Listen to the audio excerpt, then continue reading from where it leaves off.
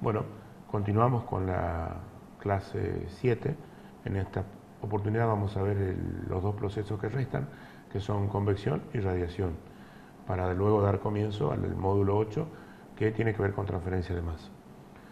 La convección es el mecanismo de transferencia de calor a través de un fluido con movimiento masivo de este.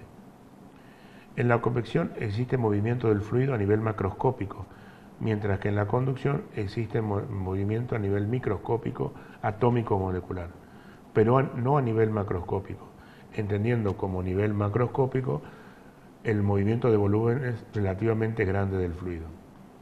En la figura podemos ver la transferencia de calor de una superficie caliente hacia el aire por convección. Vemos el bloque de aire caliente, vemos el aire que está circulando, un volumen de aire que se calienta por el bloque caliente que ingresa. Vemos el calor por convección. Vemos que el aire que está a la derecha, digamos, hubo una variación en la temperatura de ese aire. Bueno, ahora vamos a ver que la convección se clasifica en natural y en forzada. En la convección forzada se obliga al fluido a fluir mediante medios externos, como un ventilador o una bomba. En el caso de la convección natural, el movimiento del fluido es debido a causas naturales, como el efecto de flotación, el cual se manifiesta con la subida del fluido caliente y el descenso del fluido frío. O sea, hay una convección natural.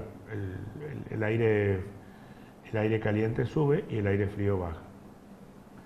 Vemos ahí en un dibujo el caso de calentar un huevo, digamos, de la figura que yo encontré en la bibliografía, donde primero se calienta por una convección forzada mediante un ventilador y luego es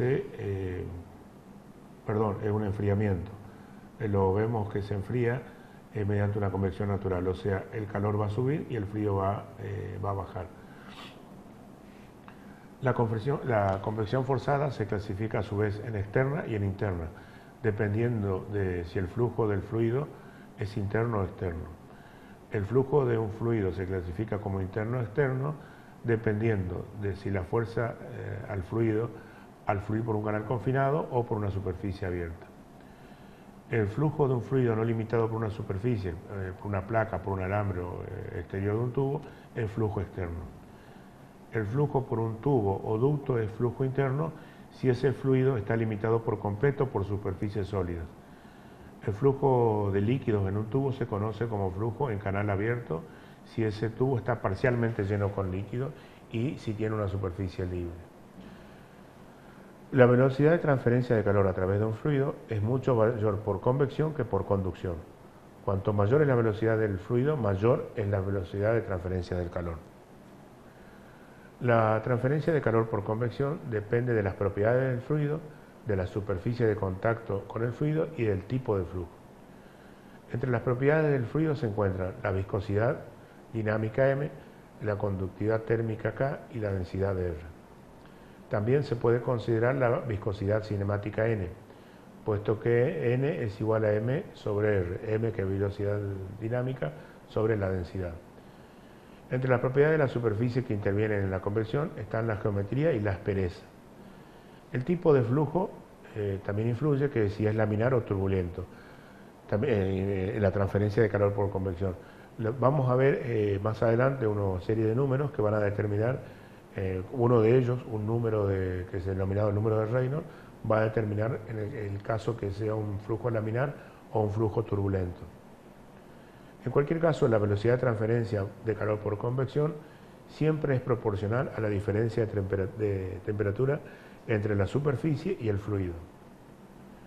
Este hecho se modela mediante la ley de enfriamiento de Newton, donde dice que el calor en un punto es igual al coeficiente de transferencia de calor por la diferencia de temperatura, o el calor en un punto es igual al coeficiente de calor por convección por el área por la diferencia de temperatura. Bueno, ahí decimos entonces donde T sub S es la temperatura de la superficie en contacto con el fluido, y T sub F es la temperatura del fluido, lo suficientemente lejos de la superficie. La de influencia de las propiedades del fluido, de la superficie y del flujo se cuantifica entonces el coeficiente de película, el coeficiente de transferencia de calor por convección H. Acá vamos a ver una serie de números. Yo lo traté de dar en una forma muy resumida. Son números adimensionales que se utilizan para hacer el análisis de la convección. Uno de ellos es el que va a determinar si un flujo es laminar o turbulento, y entonces en el análisis de la convección es común quitar las dimensiones a las expresiones físico-matemáticas que modelan el mecanismo y agrupar las variables dando lugar a estos números adimensionales. En convección, los números adimensionales que se emplean, el primero es el número de Nusselt y representa la relación que existe entre el calor transferido por convección a través del fluido y el que se transferiría si solo existiese conducción. Cuanto mayor es el número de Nusselt, más eficaz es la convección. Un número de Nusselt igual a 1 para una capa de fluido representa transferencia de calor a través de esta por conducción pura. El número de Nusselt se emplea tanto en convección forzada como en convección natural. Otro número es el número de Prandtl y representa la relación que existe entre la difusividad molecular de la cantidad de movimiento y la difusividad molecular del calor, o entre el espesor de la capa límite de velocidad y la capa límite térmica. Este número se utiliza en la convección forzada como en la natural. En la bibliografía que les voy a proveer o recomendar o sugerir, van a ver las ecuaciones que representan a estos números. Después viene acá el número que nos importa para determinar si un flujo es laminar o turbulento, es el número de Reynolds, y representa la relación que existe entre la fuerza de inercia y las fuerzas viscosas que actúan sobre un elemento de volumen de un fluido, y es indicativo del tipo de flujo del fluido, si es laminar o turbulento. Un valor grande del número de Reynolds indica que el régimen es turbulento. Un valor pequeño del número de Reynolds nos va a indicar que el flujo es laminar. El valor del número de Reynolds para el cual el flujo se vuelve turbulento es el número crítico de Reynolds. Este valor crítico es diferente para las diferentes configuraciones geométricas. Para una placa plana, el Reynolds crítico es 5 por E a la 5. Y para tubos, si Reynolds es menor a 2300, el flujo es laminar. Si está entre 2300 y 10000, es un flujo de transición, y si es mayor a 10.000 es un flujo turbulento. El número de Reynolds se utiliza solamente en convección forzada.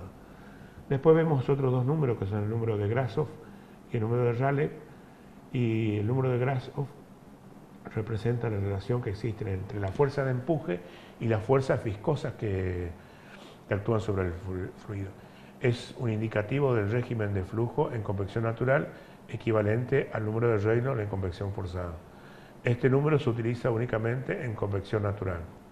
El de Rayleigh es función del número de Grashof y el número de Planck, y su valor es el número de Grashof multiplicado por el de Planck.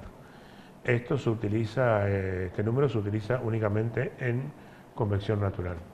Bueno, ahora vamos a ver el proceso de transferencia de calor por radiación. La radiación es la energía emitida por la materia en forma de ondas electromagnéticas o fotones, como resultado de los cambios de las configuraciones electrónicas de los átomos o de las moléculas. A diferencia de los otros dos procesos de conducción y convección, este proceso de transferencia de calor por radiación no requiere la presencia de un medio interventor. De hecho, la transferencia de calor por radiación es la más rápida, es realizada a la velocidad de la luz y no sufre ninguna atenuación en el vacío. Y esta forma de transferencia de calor es la manera en que la energía del Sol llega a la Tierra. En los estudios de transferencia de calor es de interés la radiación térmica, que es la forma de radiación emitida por los cuerpos debido a la temperatura que tienen. Es diferente de las otras formas de radiación como los rayos X, los gamma y los microondas y las ondas de radio y de televisión, que esas no están relacionadas con la temperatura.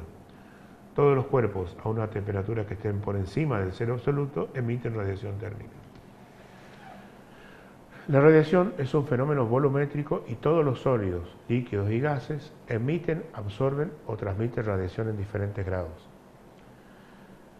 Sin embargo, la radiación suele considerarse como un fenómeno superficial para los sólidos, que son opacos a la radiación térmica, como los metales, la madera y la roca, ya que las radiaciones emitidas por las regiones interiores de un material de este tipo nunca pueden llegar a la superficie.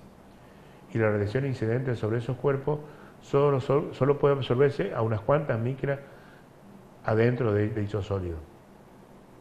Vamos a ver alguna serie de fórmulas que rigen la radiación, como ser que la razón máxima de la radiación que se puede emitir desde una superficie a una temperatura termodinámica T sub S en Kelvin o en otra unidad, está expresada por la ley de Stefan Boltzmann como el calor emitido máximo es igual a ρ por A sub S por la temperatura elevada a la cuarta.